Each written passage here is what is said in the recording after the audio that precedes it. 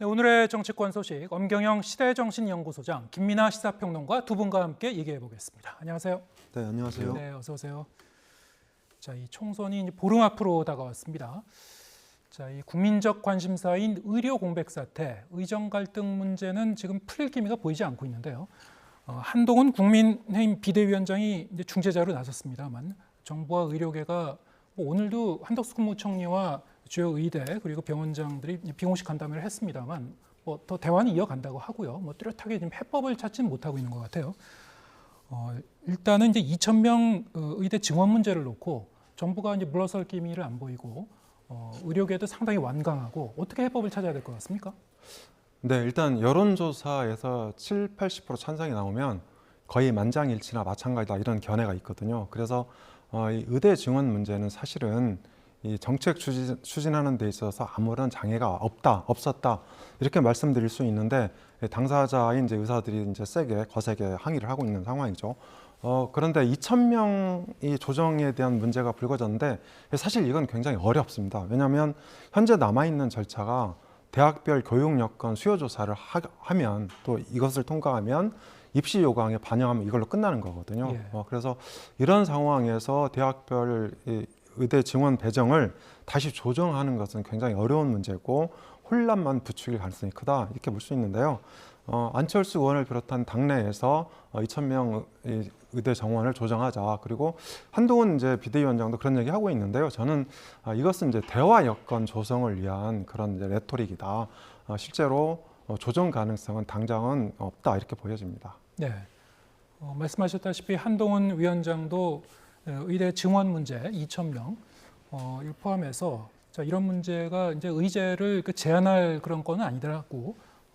대화의 여지를 이제 열어놓고는 있습니다. 말씀하신 대로 그럼 구체적으로 이 문제를 어떻게 풀어갈 것인가? 지금으로서는 가늠하기 좀 어려운 것 같습니다. 어떻게 보고 계십니까? 말씀하신 대로 이제 2,000명이라는 숫자 자체를 바꾸는 것까지, 그러니까 증원 규모를 축소하는 것까지 어쨌든 테이블에 올리지 않으면 의사들은 태도를 바꾸지 않는다라는 게 지금 의사들의 주장 아니겠습니까? 네. 그런 상황에서는 이 숫자를 뭔가 바꾸는 것을 전제로 해서 여당에서는 얘기를 풀어갈 수밖에 없는 거죠.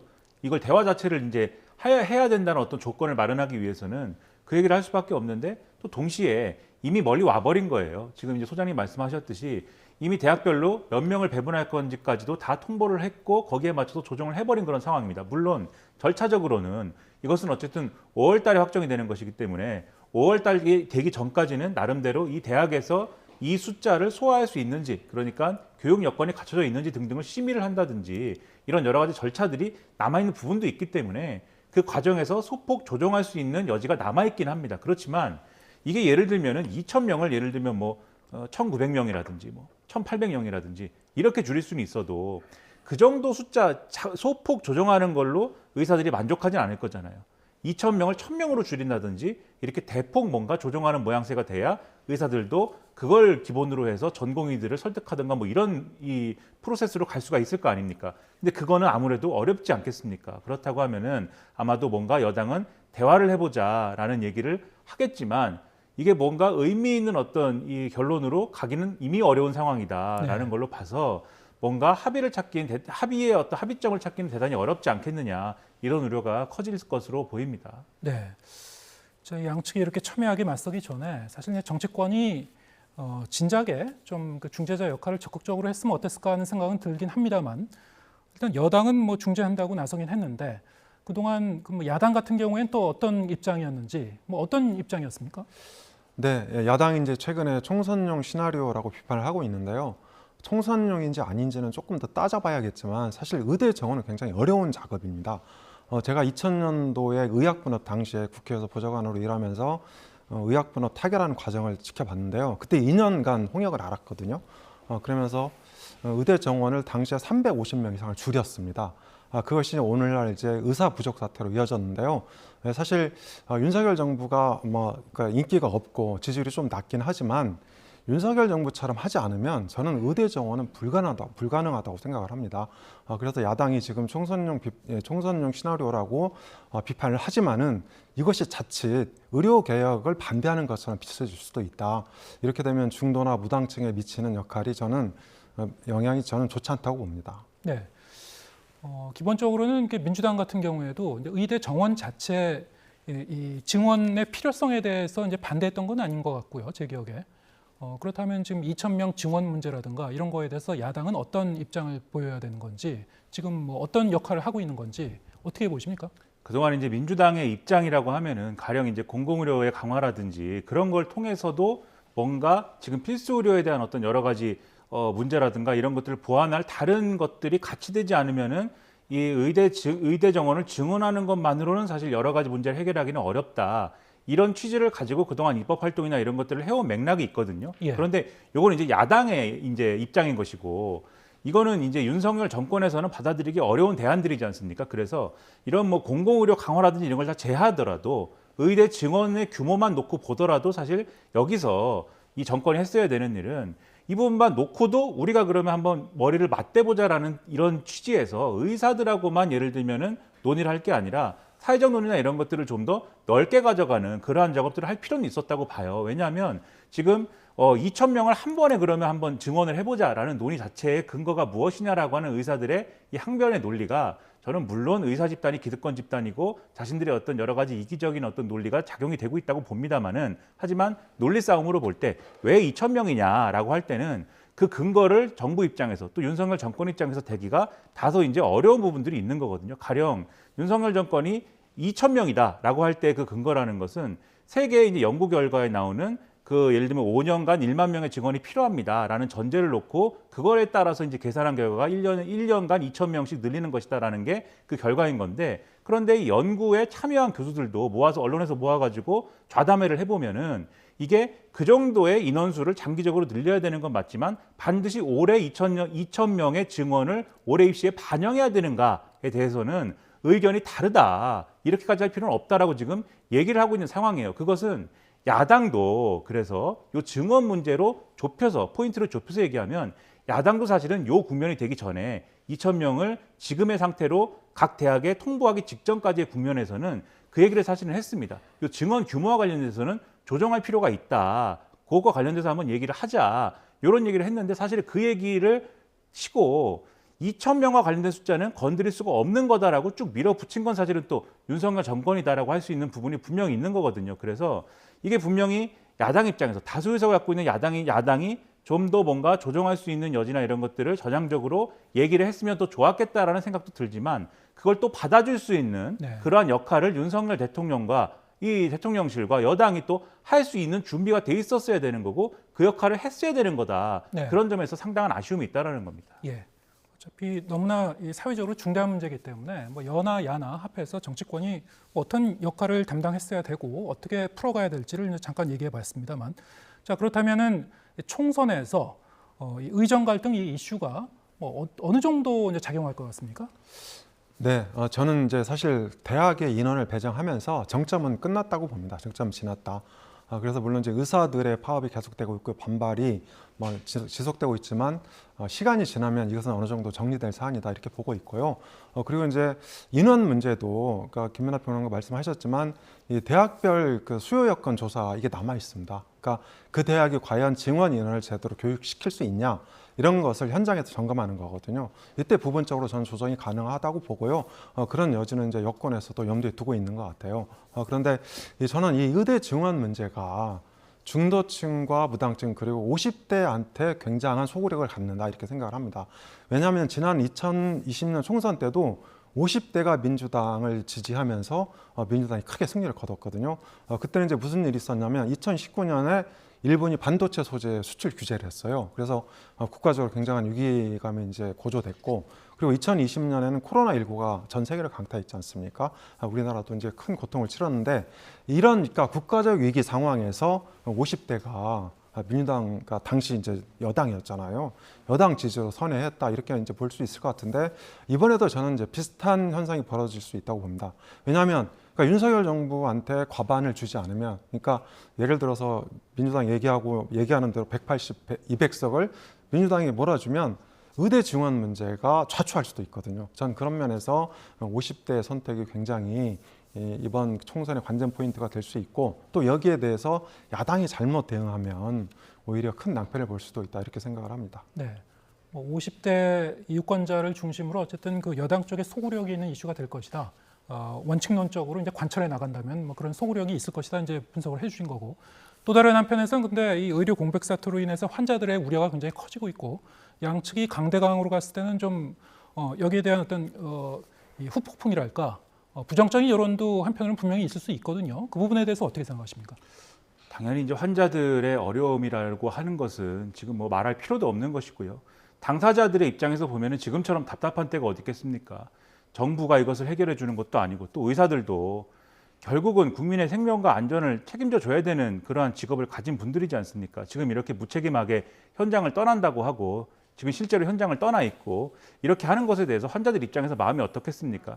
근데 결론적으로는 이것을 해결해 줘야 되는 건 결국은 이 환자들 입장에서 말씀드리자면 나라님이 해결해 줘야 되는 거 아니냐 이런 마음을 가질 텐데 그러한 상황이 해결되지 않으면 누구로 원망하겠습니까? 결국은 이제 정권의 부담이 될 것은 자명한 사실이다 이렇게 보이는데 그것만으로 말씀드리는 게 아니라 또 해야 될 역할이라는 거죠, 정권에서. 그래서 이 문제 풀어야 되겠는데 문제는 지금까지 제가 볼 때는 너무 강한 어떤 당위론으로만 밀어붙인 것에 대한 어떤 그러한 역풍이나 이런 것들이 지금 분명히 있는 것으로 보여요. 왜냐하면 지금 쭉 말씀드렸지만 어쨌든 이 대통령이 뭔가 결단을 해서 의대 증원의 어떤 규모나 이런 것들을 일부 조정을 한다든지 이렇게 막 갈 수도 있어요. 타협하는 방향으로 충분히 갈 수도 있다고 봅니다. 지금이라도 할 수도 있는데 그럼으로 인해서 발생하는 여러 가지 추가적인 문제들이 있는 겁니다. 입시 현장의 혼란이나 이런 것들이 있겠죠. 지금 막 늘려놔가지고 다들 뭐 어떤 분들은 재수한다고 하고 너도 나도 뭐 의대를 간다고 하고 설명회를 막 열고 이러는데 그것에 대한 역풍이 또 있겠죠. 그리고 이 의료 현장의 여러 가지 혼란들도 추가로 있겠죠. 이런 것들을 감당하고 갈 것이냐. 그리고 국민들이 볼 때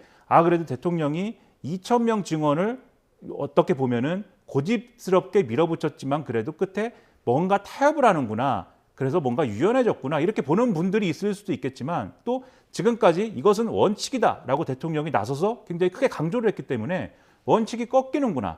그러니까 기득권 집단이라고 내가 생각했던 의사들에게 졌구나. 이렇게 생각하는 분들도 있을 수가 있거든요. 그런 것들을 비교를 해보면 지금 사실 2,000명 증원 규모를 가지고 이걸 조정하는 것에 있어서는 진퇴양난에 지금 빠져 있는 듯한 형국입니다. 그래서 이 윤석열 정권 입장에서는 2,000명 증원 규모를 건드리지 않으면서 의료계를 뭔가 설득할 수 있는 묘수 중에 묘수를 찾아내야 되는 건데 네. 그건 너무나 어려운 지금 일이 돼버렸기 때문에 제가 지금 말씀드린 것처럼 상당히 풀기 어려운 난제 중에 난제, 진퇴양난이 돼버린 상황이어서 선거에 미치는 영향으로 보자면 이게 좋은 영향보다는 나쁜 영향이 될 가능성이 지금의 여당 입장에서는 훨씬 더 커져 있는 상황이라는 걸 부정할 수가 없다. 이렇게 말씀드리겠습니다. 네, 두 분이 뭐 엇갈린 그런 분석을 해주셨는데 결국에는 그 여당이 지금 중재자 역할을 자처하고 나섰는데 어떤 묘수를 찾을지 좀 지켜보기로 하고요. 자, 오늘 한동훈 비대위원장, 국민의힘 한동훈 비대위원장이 박근혜 전 대통령을 예방했습니다. 지난주에도 대구를 찾았었는데 다시 이제 대구로 가서 비대위원장 취임 이후 처음으로 이제 박근혜 전 대통령을 만난 건데 어떻게 보셨습니까? 네, 대구 경북은 이 보수의 심장이죠. 그러니까 광주 전남이 민주당의 심장인 것처럼 똑같은 역할을 하고 있는데요. 최근에 총선 불안감이 확산하면서 대구 경북에서 우려가 고조되고 있습니다. 그러니까 뭐 지지율도 이제 많이 하락을 하고 있는데 물론 지지율 하락은 지지층의 이탈 이렇게 볼 수는 없죠. 그러니까 이 총선이 다가오니까 제발 좀 잘해라 이런 채찍질 성격이 있다 이렇게 볼 수 있는데 한동훈 비대위원장이 박근혜 대통령을 예방한 것은 우리 열심히 잘할 테니까 걱정하지 마시라 그리고 좀 도와달라 저는 이런 의미로 해석을 합니다. 다만 지금 이제 보수 결집 같은 경우 너무 많이 돼서 너무 잘 돼서 문제인데 네. 굳이 이 국면에 예. 중도 확장 행보를 안 하고 대구까지 갈 필요가 있었냐 예. 뭐 이런 비판 여론이 있습니다. 그러니까 예를 들어서 도태우 후보 같은 경우 공천 취소할 때 네. 그때 맞춰서 5.18을 간다든지 뭐 이런 식으로 이제 중도 확장 행보를 적극적으로 할 필요가 있었는데 한동훈 비대위원장이 이런 부분이 좀 부족해서 최근에 리더십 위기에 봉착했다 이런 측면이 있는 거거든요. 그래서 저는 이 보수 결집보다는 중도 확장 그리고 무당층 지지를 어떻게 견인할 건지 이런 데 좀 더 중점을 둬야 되는 게 아닌가 이런 생각을 합니다. 네, 오늘 만남 자체가 보수층의 민심을 좀 달래는 그런 의도는 분명히 보이는데 지금 그 여당 자체가 뭐 수도권 위기론이 다시 이제 부각되는 상황이어서 좀 더 중도층 민심을 표심을 공략하는 그런 전략이 필요하다. 뭐 이런 지적을 해주셨습니다. 지금 말씀하신 대로 그러면은 최근 이제 TK 지역, 대구 경북 지역의 민심이 심상치 않다. 여당은 이렇게 이제 생각하는 것 같은데 도태우 후보가 이제 무소속으로 출마하는 움직임이라든가 이런 것들이 다 지금 포함되어 있는 겁니까? 어떻게 보고 계십니까? 그런데 이제 뭐 도태우 후보의 무소속 출마가 예. 예를 들면 도태우 후보가 뭐 대구 경북을 대표하는 인물이어서 그분이 무소속 출마를 해서 이 TK 지지율이 막 이렇게 하락을 하고 그러한 인간관계가 형성되는 일일까? 네. 그러한 인과관계를 확인할 수는 없지 않을까? 저는 그렇게 생각을 하고요. 오히려 그것보다는 이것은 오히려 이제 인과관계가 그렇게 형성되는 게 아니라 지금 국민의힘이 위기이기 때문에 오히려 도태우 후보와 같은 이러한 무소속 후보의 출마가 가능해지는 것이고 그리고 예. 출마는 뭐 본인의 선택이니까 그런데 출마를 본인이 선택하더라도 그분의 어쨌든 지지율이나 이런 것들이 상승세를 뭐 탄다든지 그 각광을 받는 이유는 이 국민의힘이 오히려 위기이기 때문에 그러한 상황이 오히려 벌어지는 것이다. 이렇게 해석하는 게 오히려 자연스럽지 않을까 하고요. 국민의힘의 위기라는 것은 그럼 어디서 왔느냐? 네. 보수층의 분열이라는 것은 어디서 왔느냐? 도태우 후보가 공천이 취소돼가지고 출마했기 때문이 아니라 예. 윤석열 대통령과 한동훈 비대위원장이 충돌했기 때문에 그리고 그 충돌의 원인은 윤석열 대통령의 국정 운영 방식에 동의하지 않는 중도층 민심 그리고 심지어는 영남권 민심까지도 여기에 대해서 불만을 표하는 국면이 됐기 때문에 그래서 사실은 이게 뭔가 선거 전망이 어둡다 이거 어떻게 할 것이냐에 대해서 보수층들이 누구 책임이냐라고 하는 생각들을 하기 시작했기 때문에 그래서 분열하는 거거든요. 이 제 평론가 입장에서 볼 때는 예. 그래서 이런 상황에서는 윤석열 대통령하고 한동훈 비대위원장의 갈등을 어떻게 치유하느냐의 문제에 있어서 예. 뭔가 민생에 중점을 둔 그리고 미래적인 의제로 전환을 해가지고 캠페인을 가지고 가야지 예. 박근혜 전 대통령 문제는 사실 과거 문제 아닙니까? 네. 과거거든요, 이것은. 한동훈 비대위원장이 지난번에 얘기한 대로. 그리고 오늘 박근혜 전 대통령을 만나서 여러 가지 조언과 좋은 말씀 많이 들었다라고 굉장히 만족해하는 그러한 이 얘기를 했는데 한동훈 비대위원장 과거의 검사 시절에 어쨌든 박근혜 전 대통령을 중심으로 한 일련의 국정농단 사건이라든가 이런 것들을 본인이 직접 수사하고 본인이 직접 어쨌든 기소하는 데 일조한 그러한 경험을 가진 인사 아닙니까?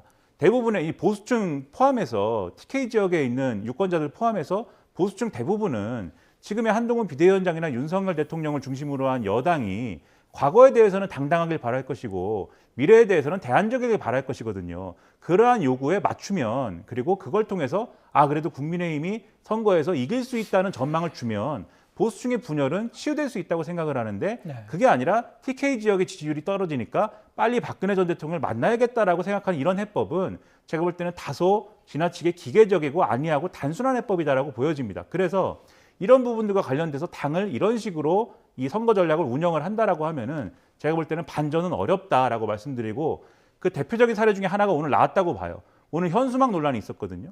그러니까 전국의 현수막을 달아라. 그 현수막의 내용이 범죄 집단을 용인하면 안 된다라는 취지. 여기서 범죄 집단이라는 건 이재명 대표하고 이제 조국 대표 얘기하는 것인데 그리고 종북 세력을 막자라는 취지의 현수막. 이걸 달자라고 윤재욱 원내대표가 긴급 지시를 했다. 국민의힘에. 그랬더니 수도권 후보들이 반발을 해서 이걸 취소하는 사건이 일어나지 않았습니까? 그리고 비대위가 여기에 대해서 취소하는 것을 용인한 거잖아요. 국민의힘 내에서도 선거 전략에 통일이 지금 안 되는 거예요. 그래서 이런 부분들부터 한동훈 비대위원장이 분명하게 선을 긋고 정리를 해야 될 필요성이 지금 있다는 것을 보여주는 거다. 오히려 혼란스러운 상황을 보여주는 사례가 아니냐 예, 말씀드리겠습니다. 알겠습니다. 지금 이 국민의힘 쪽에서 상대당에 대해서 이제 이 범죄자 집단이라는 표현을 쓰면서 좀 강하게 비판하는 그런 부분도 이제 거론해 주셨습니다만 최근 들어서 이제 민주당 쪽에서도 특히 이제 이재명 대표의 발언이 점점 더 강경해지고 있는 것 같습니다. 특히 윤 대통령에 대한 탄핵을 시사하는 발언을 연이어 내놓고 있는데 오늘 오전에도 유튜브에 출연해서 뭐 아르헨티나를 비롯해 이제 남미 사례를 언급하기도 했고요. 또 한 번 이제 탄핵을 시사한 듯한 그런 발언을 하기도 했는데 어떻게 들으셨습니까? 네, 이재명 대표가 탄핵 시사하는 거는 저는 이제 두 가지 모순이 있다고 보는데요. 첫 번째는 사실 최근에 민주당이 분위기가 좋아지면서 당내 총선 낙관론에 대한 경계령을 내렸어요. 그러니까 180석, 200석 얘기하지 마라. 이런 경계령을 내렸는데도 불구하고 이재명 대표가 탄핵 시사를 했다는 거는 탄핵은 200석을 염두에 둔 거잖아요. 3분의 2니까. 그래서 그런 이제 문제가 있고 또 이 남미의 이 남미 국가들의 어떤 이 몰락 이런 것을 예로 들면서 이게 검찰 독재를 인용을 했거든요. 근데 남미가 몰락한 것은 이 좌파 정부가 주도했던 이 대중인기 영합주의에 근거했던 거거든요. 그래서 이런 문제들이 좀 있는 거고 그리고 저는 이 속내로는 왜 탄핵 시사 발언을 했냐. 저는 속내로는 이 조국 혁신당 대표와의 어떤 조국 대표와의 이 선명성 경쟁이다. 왜냐하면 조국 대표가 지금까지 계속 윤석열 정부 탄핵을 예고하면서 탄핵 얘기를 계속하면서 지금의 선거 전국을 이끌어가고 있거든요. 그러다 보니까 이 비례대표 지지율 이런 데서 계속 그러니까 밀리고 또 이제 주도권이 이 조국 대표한테 넘어가면서 이재명 대표가 좀 이 사라지는 효과 이런 것들이 있거든요. 그래서 저는 이런 어떤 총선 주도권을 확보하기 위해서 탄핵 시사 발언을 했다 이렇게 생각을 합니다. 네, 일종의 선명성 경쟁 차원이다. 조국 혁신당이 부각되면서 오늘 뭐 조국 혁신당 대표도 역시 탄핵을 시사하는 그런 발언을 또 한번 일간신문의 인터뷰가 오늘 많이 났는데요. 거기서도 이제 거듭 되풀이되고 있고, 그러면 양당에서 이런 좀 강경 발언을 쏟아내고 있는데 이 부분은 어떻게 보고 계십니까? 정확히 말하면 조국 대표의 주장은 임기 단축 개헌을 하겠다는 거죠. 예. 대통령 임기 단축 개헌을. 그런데 이런 발언들 오늘 가령 조선일보에 실린 뭐 칼럼을 보니까 굉장히 보수 신문인데, 그리고 보수 신문에 실린 보수적 논자의 칼럼을 보니까 만약에 이번에 그들 입장에서 이제 국민의힘이 선거에 지면 그러면 여소야대 국면이 윤석열 정권 내내 이어지는 거 아니겠습니까? 그러면 정상적으로 윤석열 대통령이 이 국정수행 운영을 하기가 어려운데 왜? 그럴 경우에는 뭐 스스로 결단해야 되는 거 아니냐라는 얘기를 썼더라고요. 무슨 얘기냐면은 윤석열 대통령이 스스로 내려와야 되는 뭐 상황까지도 될 수 있는 거 아니냐라는 우려를 표현해 놓은 거거든요. 그런데 실제 그런 주장을 하고 있다기보다는 제가 볼 때는 위기감을 상당히 불러일으키고 있는 그러한 칼럼을 썼다고 봐요. 제가 무슨 말씀 드리려는 거냐면 지금 민주당하고 조국혁신당이 뭐 탄핵 얘기하고 무슨 뭐 3년은 너무 길다고 하고 이런 얘기하면서 윤석열 대통령 끌어내릴 수 있다는 것처럼 막 얘기를 하지만 그게 보수층이 들을 때는 어떻겠습니까? 보수 유권자층이 들을 때는 이게 아무리 윤석열 대통령이 여러모로 국정수행 운영하는 게 마음에 안 들고 무리수가 있고 미워도 그래도 탄핵을 한다거나 뭐 끌어내린다든지 이런 얘기하면 그건 막고 싶다. 이런 마음을 충분히 가질 만한 거거든요. 그러면 투표장에 나가고 싶어질 거란 말이죠. 역풍 불 수 있다는 말씀 드리는 건데 지금은 분위기가 좋아서 민주당이 이런 얘기해도 지금은 뭐 백약이 무효라는 말이 있지 않습니까? 그게 아니라 100가지 독이 무효인 상황이긴 합니다. 뭘 얘기해도 지금은 민주당의 악재가 안 되는 국면이긴 한데 마지막까지 그러겠습니까? 이런 태도로 계속하면 마지막 가서는 이게 악재로 돌아올 수도 있고 역풍으로 돌아올 수 있기 때문에 이러한 식의 이제 어떤 강경 메시지 경쟁 구도는 좀 빨리 벗어나는 게 차라리 좋을 것이다라고 말씀드리겠습니다. 네, 자칫 역풍을 불릴 수 있다. 뭐 거꾸로 이 보수층이 더 결집할 수도 있는 것이고요. 그런 발언이 많이 나올 경우에는 이제 마지막으로 이제 총선 판세 좀 간단하게 짚어보고 마무리를 하겠습니다. 지금 뭐 2주 조금 넘게 남은 기간 동안 무슨 일이 일어날지 우리가 뭐 다 예측은 할 수 없습니다만 일단은 국민의힘과 민주당 자체 분석 결과를 보면 상당히 좀 보수적으로 보고 있는 것 같습니다. 국민의힘은 82곳, 민주당은 110곳을 각각 우세적으로 꼽았다고는 하는데 물론 목표하는 의석수는 또 별도로 있고요. 지금 어떻게 예상하고 계십니까? 네, 저는 이제 민주당 우세 분위기가 완전히 이제 축제 분위기인데요. 저는 민주당 우세 아니라고 생각합니다. 저는 이제 여전히 그러니까 국민의힘이 과반 이상을 얻을 것으로 보고 있고요. 그리고 최근에 그 지역구에서 여론조사 많이 나오는데 그것들을 꼼꼼히 살펴보면 진보 성향이 과다 포집되고 있다. 네. 그러니까 전국 단위 여론조사는 팽팽하거나 국민의힘이 오히려 앞서는 것도 있고요. 그리고 이제 전국 단위 조사를 할 때 수도권, 영남권, 충청권 이렇게 나눠서 보면요. 대체로 국민의힘이 우세한 지역들입니다. 여기는. 예. 그런데도 불구하고 그 지역 안에 들어가서 선거구 조사를 하면 민주당이 앞서는 경우가 되게 많아요. 그러니까 이게 저는 그 민주당 강성 지지층이 굉장히 열심히 응답을 하고 있고 그리고 이제 최근 여권의 분위기가 안 좋으니까 소위 말해서 샤이 보수가 대거 양산되고 있다. 예. 저는 그렇게 보기 때문에 민주당이 지금 그 샴페인을 터뜨리기에는 다소 이르다. 저는 이번 주, 그러니까 내일 모레가 공식 선거운동 돌입인데요. 이번 주를 거치면서 판세가 제대로 윤곽을 드러날 것으로 보고 있고 저는 이제 민주당이 대략 한 120석 안팎 그리고 예. 국민의힘이 160석 이상을 넣는 그런 이제 승리를 거둘 것으로 예측을 하고 있습니다. 예, 그렇게 보시는군요. 어떻게 보십니까?